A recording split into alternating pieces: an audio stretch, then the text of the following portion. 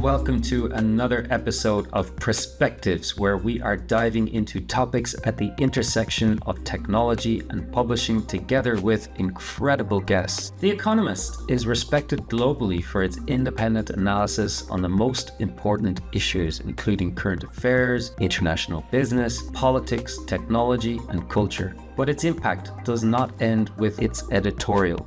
In 2021, the Economist Group launched its education pillar, providing courses for mid-career executives to learn invaluable skills for the modern leader across a range of topics like business writing, data visualization and storytelling, critical thinking and decision-making, how to apply AI in business, along with courses in international relations and climate change.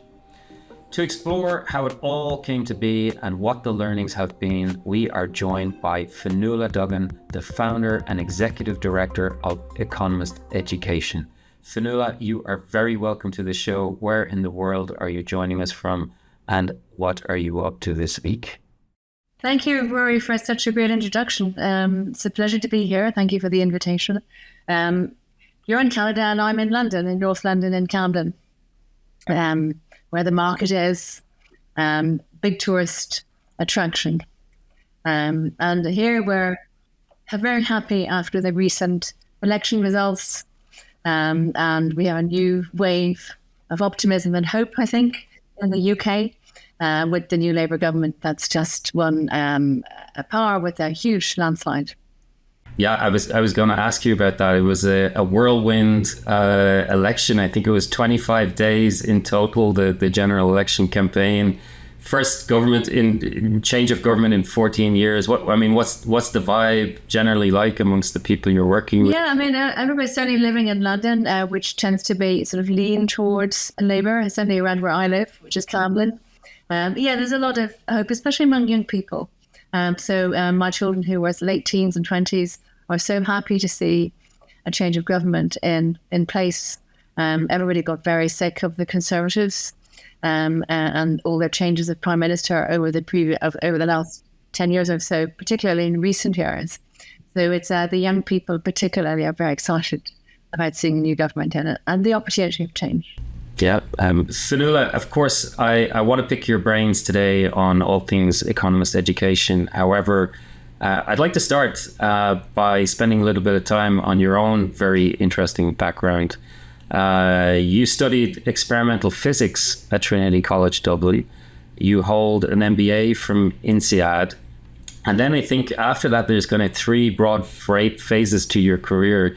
You first had a phase which was a series of roles in digital transformation in media and publishing and entertainment. In, I guess, the role as a chief digital officer in companies like Macmillan, EMI and Random House. And then you moved into the education world and took on a series of operational roles in companies like CourseSmart, FutureLearn, Informa, and today, of course, you're working with the Economist Education. And along the way, you've done a lot, and you're still working in a non-executive capacity with different boards. You've been involved with and were founder of the BAFTA Interactive Entertainment Awards. You've been on the board of the Irish Independent, or Independent News and Media Group, as it was formerly known before, Media House, which I also spent a little bit of time in. You've been involved in the board of Yale University Press, London Metropolitan University, and today you're doing a number of non-executive work in European corporate venture capital and with some young entrepreneurial companies, including the Tomorrow University in Berlin. But I want to go back to the start. I'm curious, what drew you to experimental physics originally, and how did that then meander its way to digital transformation? Yeah, sure. It is a bit meandering. Now that you talk about it like that, it seems like a lot of different kind of directions. Experimental physics is a fascinating subject, and I think I liked the challenge. I liked the challenge of doing something hard. And once you get into physics, you realize what a creative subject it actually is, and how much imagination the top physicists in the world have, because they've got to imagine all kinds of weird and wacky ideas. So it's actually a subject that's kind of grounded in facts, I suppose, and maths is the language. But within that, you've got the opportunity for an enormous amount of really out of the box thinking, creative thinking, imaginative thinking. So it's a great subject, and it appeals to all kind of different aspects of different types of people. So I really enjoyed that. And in my final year, I built a huge laser, which my kids find really cool. So I built this enormous laser with some PhD students, and it was in a big dark room, and it was about 3 meters long. Wow! It wasn't the same as the Star Wars kind of laser, but it was something that had a medical application. So it's also so it kind of can be very hands-on as well. So it's a great foundation, I think, to do a degree in physics. I recommend it. And I have to ask, is the laser still alive today, or it's just photos now? I think they might have moved on. It was coming a decade ago, so they probably moved on. So as you went through different phases, as we called it earlier, in your career, from digital media and transformation to education, and now of course all the board work that you do in parallel with that, I mean, are there fundamentals from the experimental physics that stay true across all the different sectors and industries that you've worked in? Yeah, I mean, I think one of the things that is kind of rising at the moment is critical thinking. And one of our courses is actually about critical thinking. And, given the complexity of the world and all the data that we have and all the geopolitical unrest, finding a path forwards often means, really refining your thinking skills. And there's actually, I think, a strong crossover between scientific thinking and critical thinking. So one of the things you learn when you do any science degree is scientific thinking. And also you learn to be data-driven, and that's also something which is very important in the world. Any science degree, engineering, any STEM kind of degree, and others too, you will learn about looking at data, sourcing data, comparing data, and making data-based decisions. So those are a couple of the things that are still, that are very important these days, and that I got from my degree. But then if you also think around, the limits of knowledge, which is kind of like more a philosophical question, one of the things you learn in physics is that people are always throwing out old things that they thought were true and finding a new replacement. So you constantly learn to question everything and sort of think a little bit more out of the box. And that's also something which I'm very drawn to. And a lot of entrepreneurs and people who like innovation and technology growth and that stuff are drawn to that too. So I think that's also something that you can really get from a scientific background. Agree.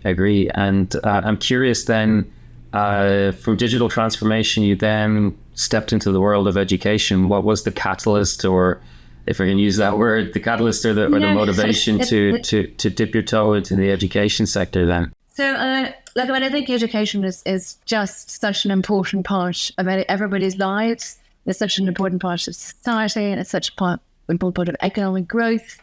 It's such an important part of the strength of a company or a country's economy. So it's such a vital part of our modern life. And education is a pathway.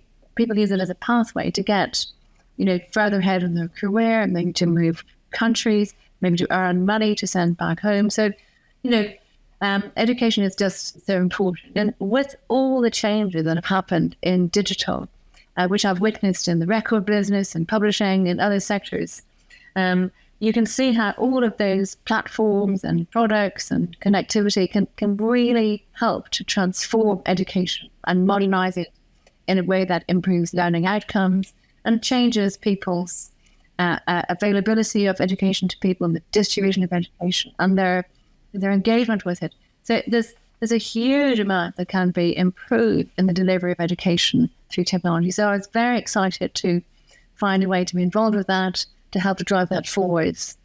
And it's just a really exciting space and a very worthwhile space. And today you're heading up Economist Education. I'm curious, what was the original strategy or inspiration behind Economist Education? Yeah, so, Rory, you've worked a lot in media, and I have too. And media as a sector is suffering, hugely from competition from digital media, as you know, and also the proliferation of content online. So the business model for media is under attack from many different sides. But yet all media businesses have enormous strengths. They have enormous brands, they have reach, they have loyalty, They have capabilities into consumer markets, professional markets, to reach into those markets. Media companies have editorial expertise that spans the written word, digital publishing, audio publishing, video, and all of those things. If you could build all of those things into another sector that doesn't have the same competitive issues, well, that would be a really good thing. So the media company can grow into that new sector. And the thinking was that we would take what the Economist has, the assets that it has, that are relevant in the education space, and build out an education business.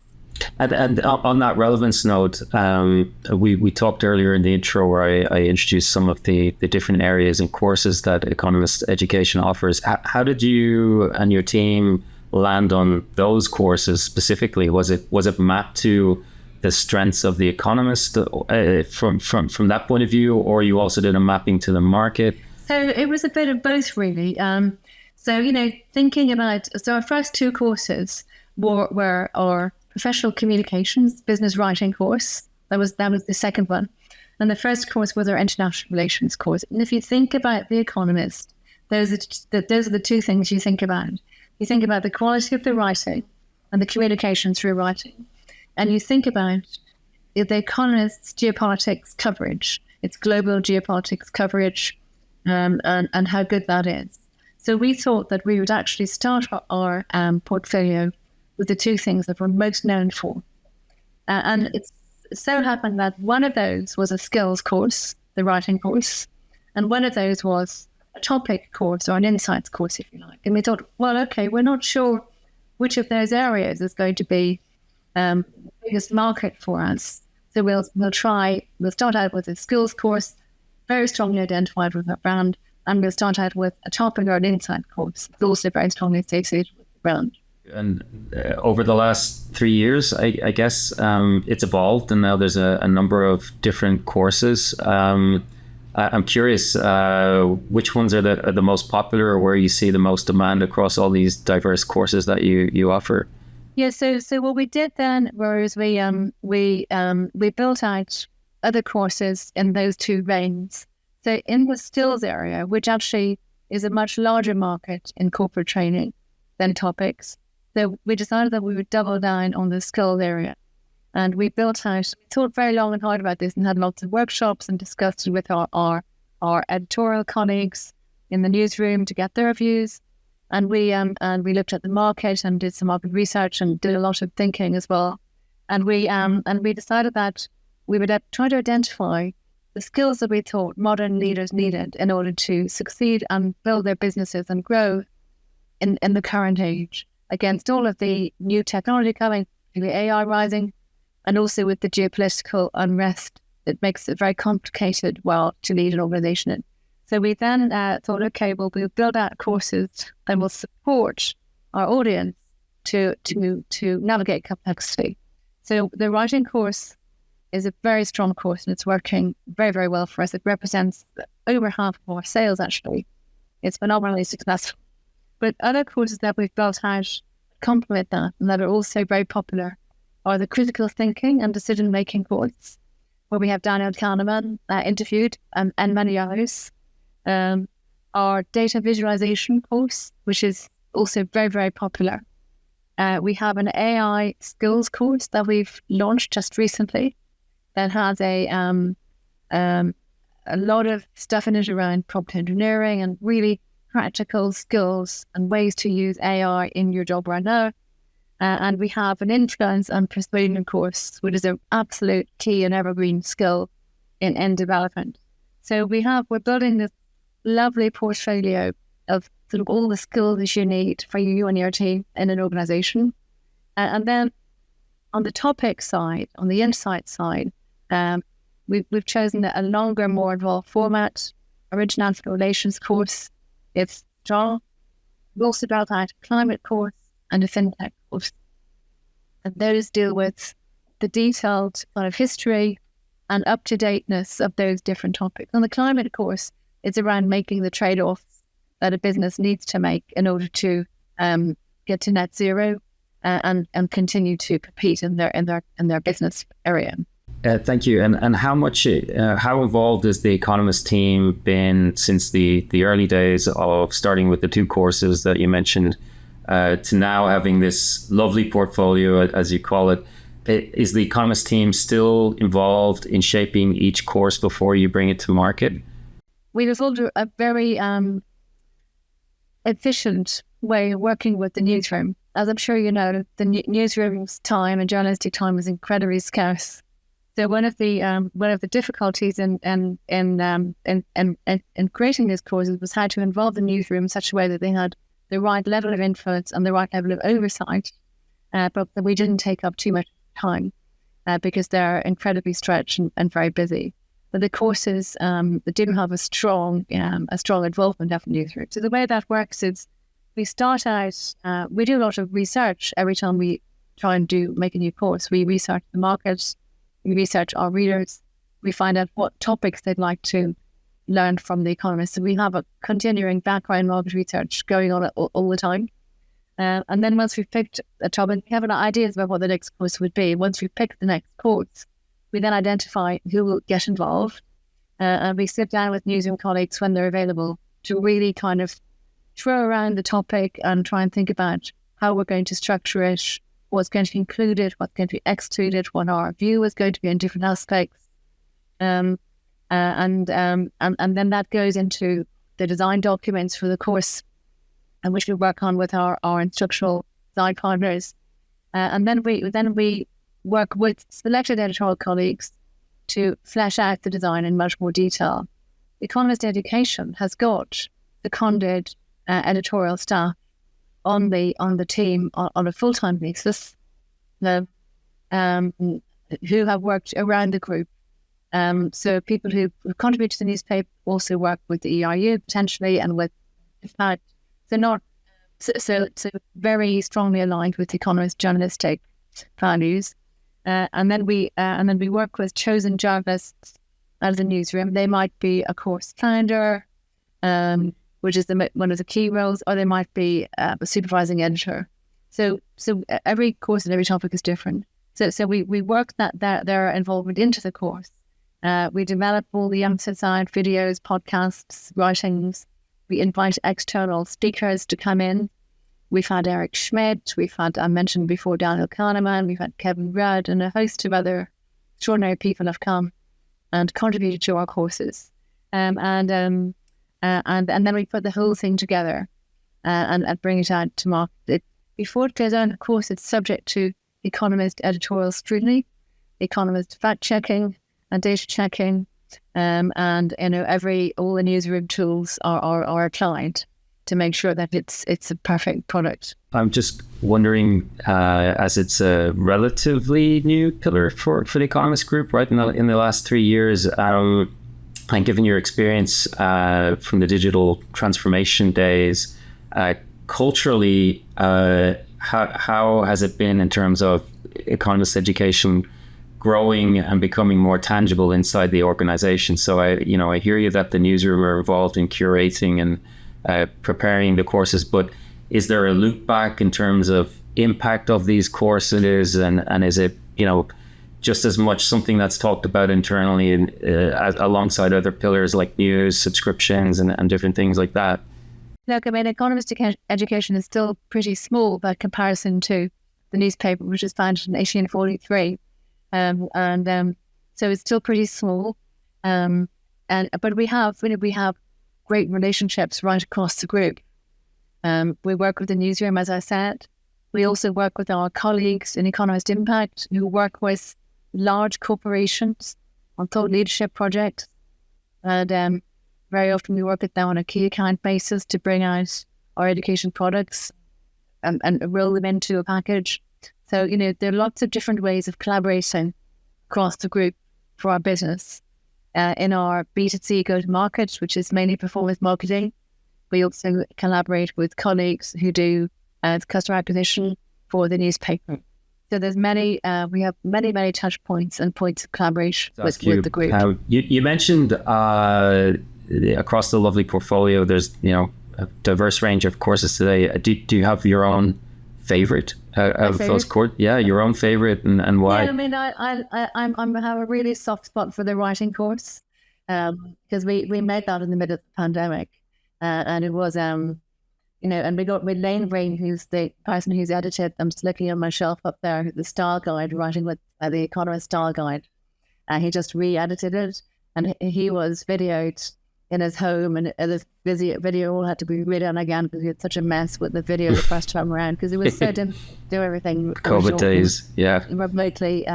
But it's a fantastic course. And we've got all the journalists in there talking about things like writer's block and how they get going with when they're stuck, and their tips for getting something done in a hurry. So it's a great course because it has a kind of little bit of a, that hate me for saying this, a little bit of a homemade feeling, but the structure is incredibly strong. And it's also, we've got phenomenal feedback on it, and lots of people, are so grateful for it because it's really changed the way they approach writing. Because it's not just about writing, it's about thinking. It's like, what do you want to say, and how am I going to say it, and who's it for, and what do I want to happen after they've read this, or I've said this, or put this in a PowerPoint deck. So it's a really useful skill to have, foundational skill, and it's a really great course, and it's got a good reputation because The Economist is so well known for good writing. And it's often assumed that as we go through our education, be it post-primary, be it university, that we just pick up these skills and we're amazing writers, right? And it's not something that you can take for granted. These are skills you need to develop and learn like anything else.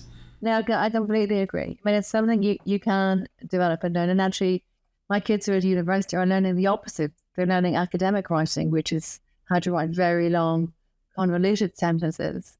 If you're in an environment where everybody's using ChatGPT, but you've actually got the skills to structure your thinking and structure your sentences in a way that it makes them sound like they've been written by a human, then you're really going to stand out.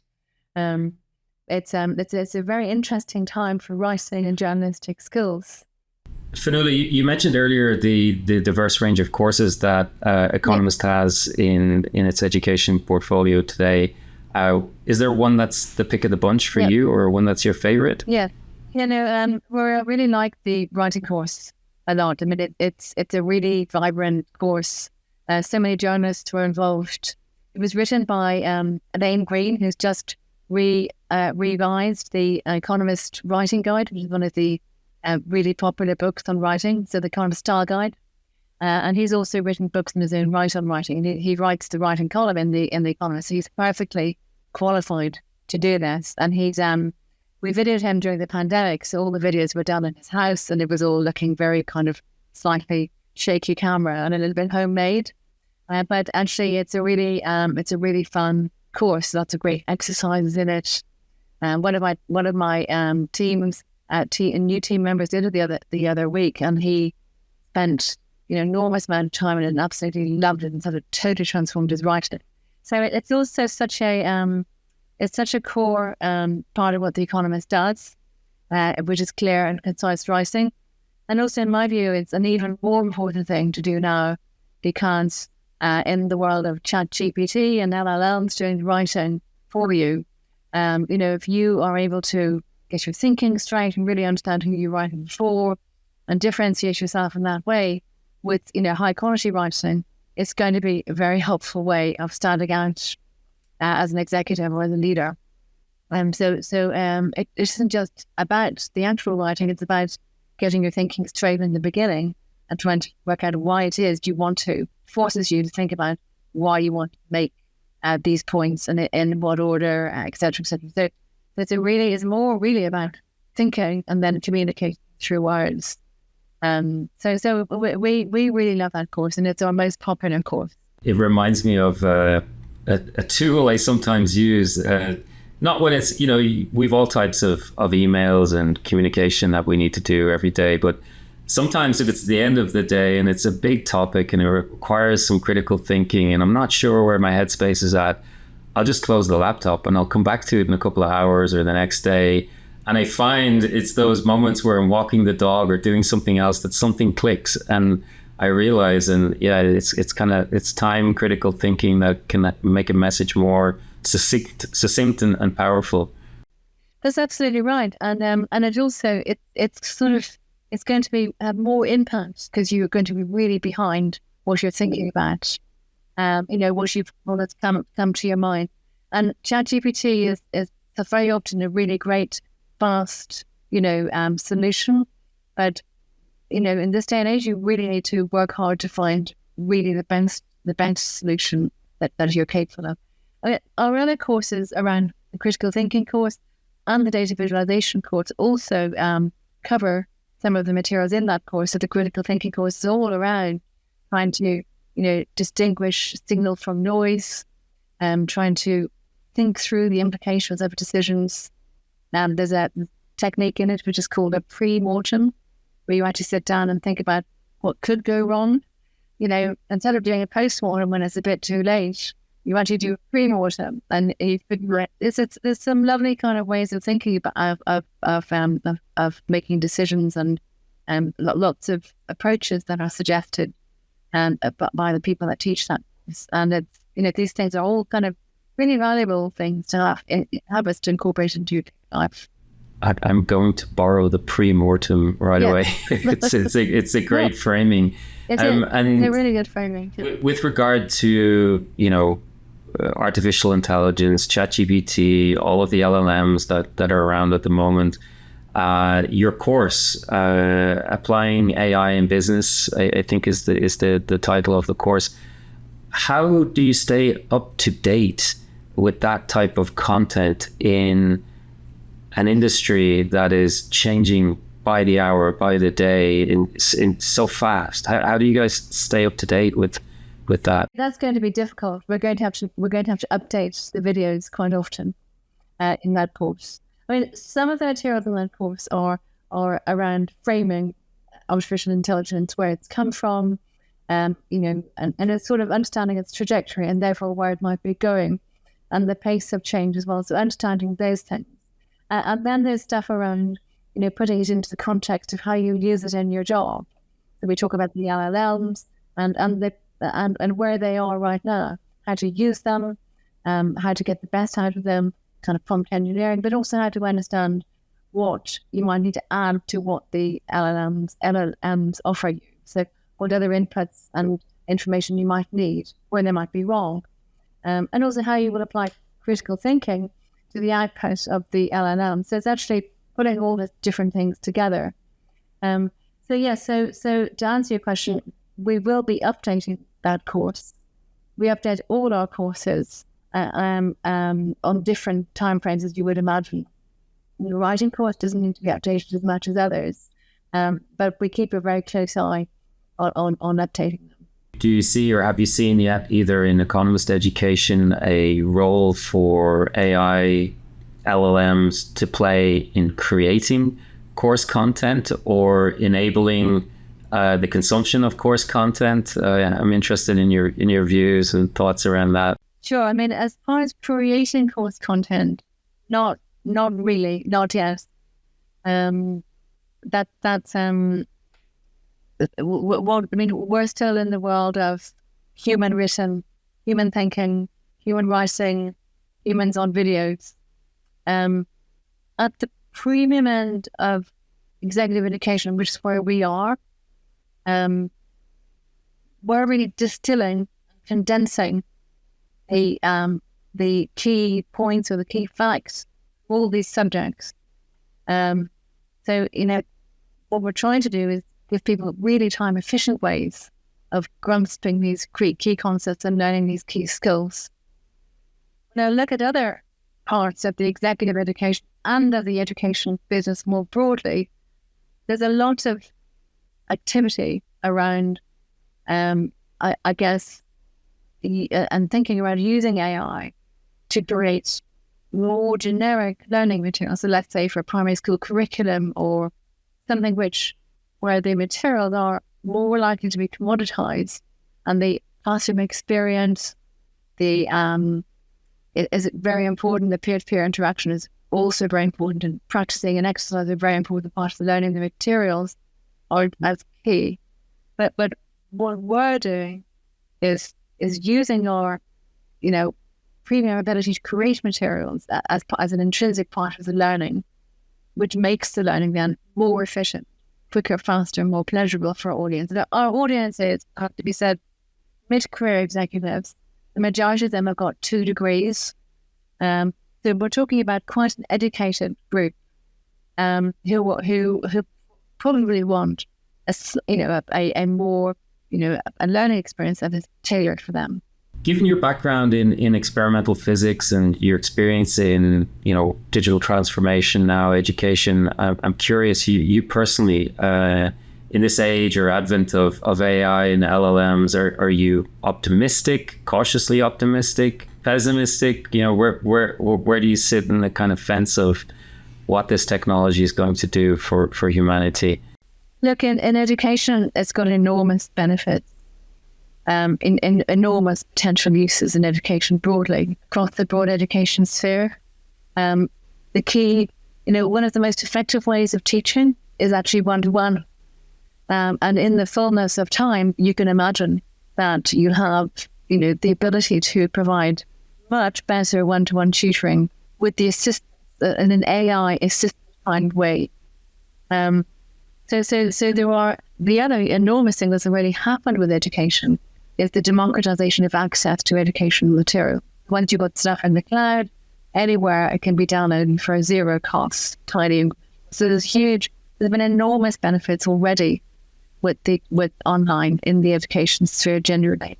So I'm enormously optimistic about the impact on education that AI is going to have for those reasons and many other reasons. One of the challenges of education is to get high levels of engagement. So people find the materials boring and they don't engage. You have to work very hard to get engagement. A good teacher can get great engagement in a classroom. But if the material they're online, it's much harder to get that kind of engagement. But once you have AI enabled, you're going to be able to get better engagement as well. And feedback as well. Feedback and nudging platforms are extraordinary for education. And let's say you're doing a platform and you're doing some online work and you're feeling all alone. And it's a bit like doing Duolingo. It pops up and says, you haven't done your whatever today. And then you kind of jump on it. So, these kind of nudging things are extraordinarily effective at keeping people going, making people feel like they're not alone. And people might not be alone. There might be peer-to-peer interaction on their platform. So actually, there's an enormous amount that technology already has done and will be able to do to improve engagement with education, learning outcome, democratization of education. So I think it's going to be enormously helpful. Just to be clear, I think the best model for education is actually a hybrid model, person and computer. People who don't know about education technology, they walk into classrooms, the primary school kids, and they say, gosh, there should be laptops on every desk and there should be a robot up at the front, forgetting that the teacher actually does an enormous amount of the teaching by being a human, by encouraging, by being warm, and giving feedback. But where technology has helped is that the technology has supported the administration of the teaching, where the teacher may use platforms for assessment or reading platforms or homework or parent-teacher or anything. So all those administrative things can be taken away. It gives more time for actually one-to-one interaction. So the one-to-one interaction or the one-to-many interaction supported by technology is going to be the hybrid solution that works the best. But in poorer countries where they don't have as many teachers, just having access to the material in itself is wonderful. So I'm hugely optimistic for education with AI. Great to get your perspective on that. And as somebody who has a mother who was a teacher, my sister was a teacher, I understood firsthand the amount of work that they had to do. And I have friends today who are teachers too, and questioning their career choice, and because they work very hard, they have to deal with all the elements of dealing with people in person who are developing in their lives, and then they have a mountain of work to do on the side. So it's really encouraging to hear your perspective on the one-to-one, the nudging, and the access, and how it's actually fundamentally positive from your perspective. Yeah, I think there's an enormous amount that they can bring. Yeah, absolutely. So what motivates you in education today? What motivates you in economist education or working in the field of education? So look, I love working with business growth and growth. Technology-enabled growth has been my thing all the way through my career. So I like building, using technology or something which exists with something new, putting them together and making a business grow. That's what I find exciting. I'm lucky enough at The Economist to be able to continue working in a non-executive capacity with some of the startups that I've mentioned to you. So I'm able to, which is something that I love doing as well. So mentoring and working as a non-executive director with startup companies in the field of executive or education technology, which I do quite a lot still. So that's also something that I love doing. So for me, it's about building new businesses out of nothing and seeing the growth come. And that motivates me. Sounds very fulfilling. And for any publishers out there who are thinking about developing an education pillar without giving away any of the secret sauce, is there any learnings or any wisdom that you would part on to them? So for publishers who are thinking of going into education, you need to do a lot of research, understand your audience, and also understand that education is a different space, that there are assets you can bring in. You can bring in things I mentioned before, your brand, your reach, your editorial capability. But you need to understand how to create teaching and how to teach, and how to position your courses competitively against a series of new competition that you'll find. So it is a different business. It's a new business, an interesting business, very interesting business. But it needs to be approached with research and with a full knowledge of what you've got and what you need. Okay, good advice. And last question, I want to be respectful of your time. This is a question we're going to ask all of our guests on this show. Imagine a parallel universe where you never ventured into technology, digital transformation, experimental physics, or education. What unexpected career or passion might you be following? What would I have done? I would probably be a musician. Wow. A particular type of musician? Well, I'm learning. So I'm a pianist and I'm learning jazz piano. So I probably now, my second career will be as a jazz pianist. Very good, very good. Look forward to hearing you. Thank you so much, Fionnuala. It's late there. Really appreciate you making the time. It was a lovely conversation. Thanks you so much. Rory. It was really good. Take care. Thanks a million. Great to meet you, Rory. Thank you. You too. Take care. And that's a wrap on our latest episode of the PressPectives Podcast. Thank you very much, Fionnuala, for joining us, and thank you all so much for tuning in. We will be bringing you new episodes every month, each one featuring a different leader in the world of publishing. So be sure to subscribe on Spotify, Apple Podcasts, or YouTube to catch the latest. Bye for now.